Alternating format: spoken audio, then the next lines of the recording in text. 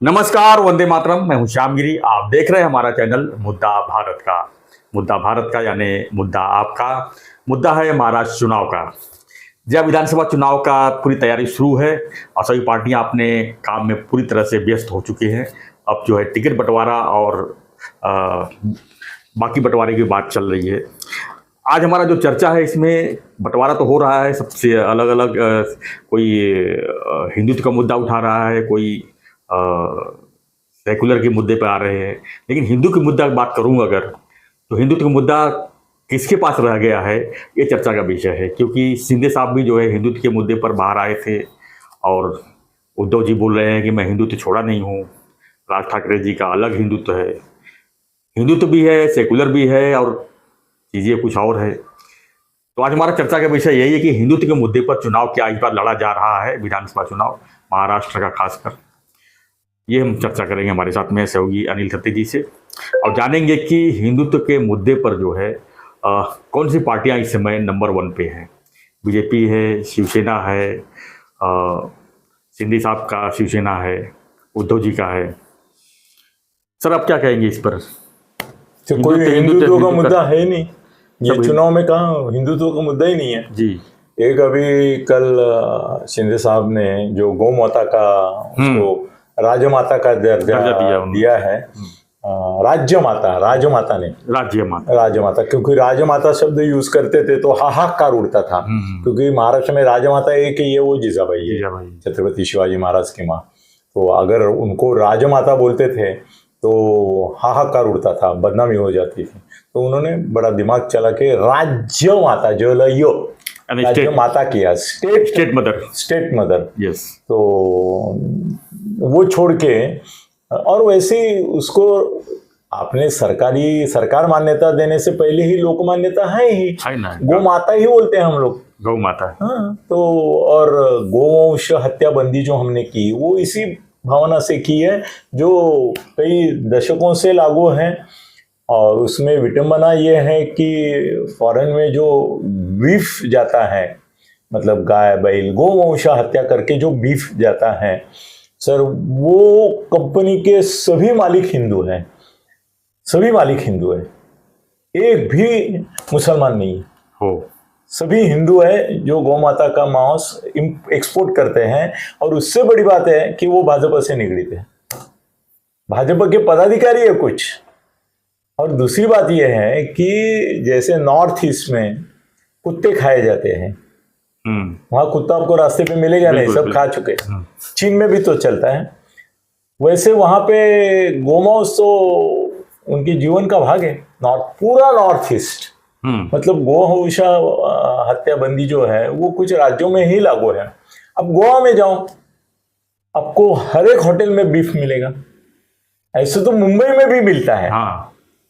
मगर वो क्या दिखाते हैं कि ये बीफ दूसरे कंट्री से हमने लाया है, जबकि बात ये है कि हमारी गौ माताएं सब बांग्लादेश में लेके जाते हैं रोज, हजारों की तादाद में, लाखों में। हाँ, और वहां से वो नेपाल के माध्यम से फिर एयरलिफ्ट की जाती है मुस्लिम देशों में। तो दुनिया को बीफ सप्लाई सबसे ज्यादा इंडिया ही करता है। फिर भी राज्य सरकार की मैं सराहना करूंगा कि उन्होंने राज्य माता का दर्जा दिया है। अब उसमें सवाल ये होता है कि भाई किसान जो है जी, वो जब दूध देती नहीं है तो ये हमारी सरकार के नुमाइंदे जिन्होंने कुछ इसका समर्थन किया है राज्य माता बोलने का, और वो 50 रुपया अनुदान हर गौशाला को देने वाला है, हर शेतकरी को नहीं। सर लोगों का बहुत भ्रम हो जाता है तुरंत, उनको लगा मेरे घर में जो गाय है उसको लिए भी 50 मिलने वाले, तो 1500 महीना जो गाय है भी नहीं उनका भी नाम लेने के लिए वो तैयार हो रहे थे कि अच्छा है मेरे पास 1000 गौ है, उन्हीं गायों को घुमा फिरा के हम लोग अभी रोज का इतना कमाएंगे। उनके लिए ये धक्का हो गया कि वो गौशाला में जो है, सिर्फ अभी ऐसा है कि किसी ने समर्थन किया उसका कि भाई गाय मरते दम तक कहीं ना कहीं कुछ न कुछ कंट्रीब्यूशन होती है, उसका शेण बिकता है, उसका चमड़ी बिकता है, उसके हाड़ बिकते हैं, ये बिकते हैं। तो फिर आप वहां गया वहीं आ गए कि गाय मरने की राह देख रहे हैं है कि नहीं, कि चमड़ी तक कब उसकी खाल छोड़ेंगे आप, वो मर जाएगी। और 50 रुपए में क्या होगा? गाय का चारा आज क्या भाव है? इसकी आइडिया अगर होगी इन लोगों को तो 50 रुपए में क्या, वो सर हमारी जो कोने कोने पे गाय लेके बैठती है ना औरतें, जी जी जी, वो दिन में 1000 रुपए कमाती हैं चारा के नाम पे। चारा के नाम पे। और हम लोग भी देते रहते हैं उसको कि भाई गाय को चारा, गाय को चारा, 50 देते हैं, 100 देते हैं। वो बोलती है सुबह से गाय भूखी है, जबकि अपने सामने ही 5-10 लोग देके जाते हैं उसको, वो बात अलग है, मैं नहीं बोलेंगे, चलो भावना का विषय है। तो गौ माता को ये दिया, यही एक हिंदुत्व की निशानी है। बाकी विकास काम बहुत अच्छे चल रहे हैं, वो जो जाहिरात देख रहे हैं हम टीवी पे, उससे पता चल रहा है बच्चों के लिए है, माताओं के लिए है, बहनों के लिए है, भाइयों के किसानों लिए के है, लिए बिजली है, सुशिक्षित रोजगार है, कृषि पंप है, किसान के लिए, सबके लिए कुछ न कुछ है। मगर हिंदुत्व के लिए इसमें ये गौ माता का कल जो आया वो मामला छोड़ के कुछ नहीं है। हिंदू मंदिरों के लिए भी कुछ नहीं है सर। सरकार ने तीर्थ क्षेत्रों का टूरिज्म के लिए 1 वे पैसा दिया है, अभी 2 वे पैसा देना चाहिए था। भेजना है तो भेज दो, फुकट में भेजो। अभी उन्होंने एस्टिमेट किया है ना कि फुकट प्रवास, मगर वैसा तीर्थ क्षेत्रों के बसें छोड़नी चाहिए थी और फुकट छोड़नी चाहिए थी। एक टाइम का भी क्यों ले, गरीब आदमी है, उसको दोनों टाइम का देना चाहिए था सर। अभी उधर जाते हैं, समझो केदारनाथ ही वो वहाँ पे, तो आप आने जाने का खर्चा जो है वो भी देना चाहिए आपको। वहाँ पे जाके रहना पड़ता है, खाना पड़ता है, ये पड़ता है, वो नहीं होगा तो आदमी कहाँ से पैसा ला गया। आपने बस में बिठाने का प्रावधान कर दिया, वो भी एक तरफ से किया, अभी 2 तरफ से कर रहे हैं बोले कुछ ये। तो हिंदुत्व का, और धर्म क्षेत्र में मुस्लिम क्षेत्र भी है, पारसी क्षेत्र भी है, बौद्ध क्षेत्र भी है, कहीं भी जा सकते हैं आप, जिस धर्म के उस धर्म स्थल पर जा सकते हैं। तो वो खास हिंदुत्व के लिए कुछ नहीं है। अभी तो उसका फायदा सबसे ज्यादा मुसलमान ही लेंगे सर। अभी फिल्म जो अभी आई धर्मवीर 2, आपने देखा कि उसमें टाइटल दिया गया है हिंदुत्व के साथ जो गद्दारी करेगा उसके खिलाफ हम लड़ेंगे, ऐसा उन्होंने टाइटल दिया। साहेबांचे हिंदुत्वाची गोष्ट, हाँ ऐसा बोले हैं। हाँ। मगर सर पोस्टर देखा क्या आपने? पोस्टर देखा जो दिगे साहब का फोटो दिखाया गया, उसके पीछे से मुस्लिम लोगों को खड़ा किया है सर, 2 मुस्लिम औरतें पीछे। हाँ। और मेन लीड पे ये हिंदुत्व, 2 मुस्लिम औरतें बाजू में खड़ी की है। हाँ। बाकी पीछे भीड़ दिखाया है, भीड़ है वो, उसमें हिंदू औरतें। हाँ। ये बदनामी है दिगे साहब की, 2 मुस्लिम औरतों को पीछे खड़ा कर दिया, फिर हिंदुत्व क्या करा?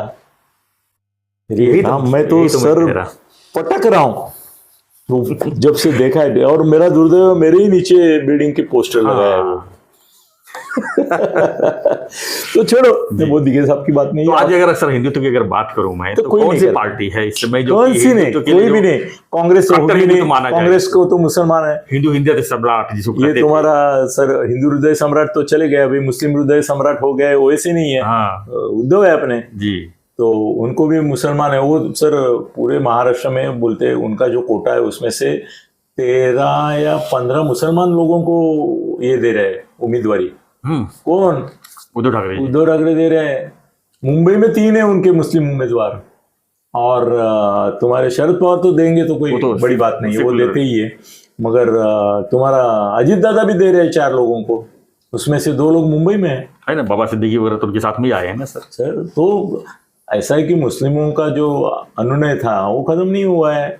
और हिंदुत्व के लिए क्या किया है सर? आज वोटर लोग कहते हैं हम किस तरफ जाएं, कौन है? नहीं, हिंदुत्व के लिए आप वोट ही मत करो, अच्छे ही कारोबार के लिए करो। सरकार भी जो टीवी पे प्रचार करती है उसमें हिंदुत्व वगैरह कुछ नहीं है। वो अच्छे काम किए उन्होंने, आपको वोट देना है ना तो अच्छे काम के लिए दो और महायुति को दो जी। महायुति में वो दम नहीं है तो महायुति को दो, मगर हिंदुत्व नहीं। सर तुम्हारे राज ठाकरे जी ने भी मुस्लिम लोगों के लिए वो किया ना, बसें भेजी ना 80। हाँ, दरगाह शरीफ क्या है वो वहाँ पे भेजिए, और 800 देने वाली है टोटल। चलता है। अभी शिवसेना हिंदुत्व की नारा देने वाली शिंदे सेना के वो अपनी कुलाबा की कौन हारी, वो जाधव, यामिनी जाधव। अरे उसने तो 1000 बुरखे बांटे। ये हिंदुत्व है इनका। कोई साड़ी बांटती थी, कोई किसी को कह नहीं सकता कुछ। साड़ी बांटते थे समझ से। अब कोई किसी को उंगली नहीं कर सकता। नहीं, कोई नहीं बता सकता। सब हिंदुत्व को छोड़ चुके हैं जी। ये मुद्दे की लड़ाई बदनामी की लड़ाई होगी। तुम हमको बदनाम करो, हम तुमको बदनाम करें, ये शिमगा चालू है। ये धुड़गड़ चालू है, एक दूसरे को जितना काले फांक सकते वो फांस रहे। उसमें से कोई किसी का गोरापन दिखा लोगों को तो देंगे वोट, नहीं तो इस बार तो हिंदुत्व का मुद्दा है नहीं सर। जी धन्यवाद। धन्यवाद फ्रेंड्स, आपकी क्या प्रतिक्रिया है इस पर? जो हमारा विषय है कि हिंदुत्व के मुद्दे पर जिस तरह से लड़ाई होती थी चुनाव की, अब वैसा सब फीका पड़ते जा रहा है, क्योंकि इससे लोकसभा तक थी थोड़ी जी, मोदी साहब बहुत मुसलमानों के खिलाफ बोल रहे थे जी, लेकिन अभी विधानसभा महाराष्ट्र में कुछ दिखाई नहीं दे रहा है। खैर ठीक है, वैसे भी जिस तरह से 2019 के बाद यहाँ पर महाराष्ट्र की राजनीति हुई, जिस तरह से अजीत दादा जो है महायुति में आए और उद्धव ठाकरे महाआघाड़ी में गए, तो इसको देखते हुए तो सब लोग ने अपने अपने जो है सिर्फ बीजेपी का हिंदुत्व नीतीश राणे तक सीमित है जी, नीतीश राणे के परे कोई नहीं है जी, एक ही नीतीश राणे है। वो अभी बाला साहब की जगह खुद को युवा हिंदू हृदय सम्राट बोलता है। लेकिन उनका देखा सर परसों 2-3 दिन पहले भाषण था, जो गाली गलौच वाली भाषण थी, वो गाली गलौच करते हैं, क्या करेंगे? माँ बहन गाली देना ये सही है? मंच पे सही नहीं है, मगर मंच पे आप माँ बहन गाली देके हिंदुत्व चॉइस ऑफ फडणवीस से बोले ना उनको संरक्षण देंगे हम, बोले कि नहीं? कौन संरक्षण देंगे? फडणवीस देंगे, गृह मंत्रालय से उनको जेड प्लस दे रहे हैं। देना ही पड़ेगा उनको, देंगे क्या? देना पड़ेगा, मतलब उनके खिलाफ एफआईआर दाखिल हुआ तो भी खटला नहीं कर रहे हैं जी। तो हिंदुत्व यहीं तक सीमित है, नीतीश राणे तक।